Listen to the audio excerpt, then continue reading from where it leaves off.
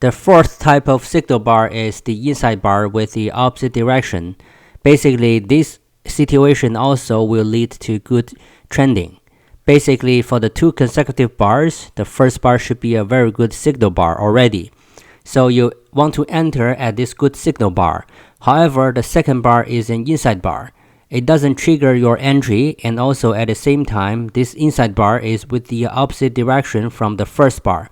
So if this is the case, you want to still keep your entry at the first signal bar rather than enter at the second inside bar. Here is a good example. The market follows the bottom trend line very well, and then it breaks the bottom trend line, and then we wait for the pullback and signal bar to enter the market. After these two consecutive bull bars here comes a very good signal bar as the trend bar, because the body accounts over 60% of the whole candlestick. So we want to put our entry at the bottom of this candlestick. When the market goes below this entry level, it triggers our order. However, you can see the next bar is an inside bar. This inside bar didn't trigger this entry level, and also at the same time, it has the different direction with the bear bar here. Basically, it's pointing up. It's a bull bar.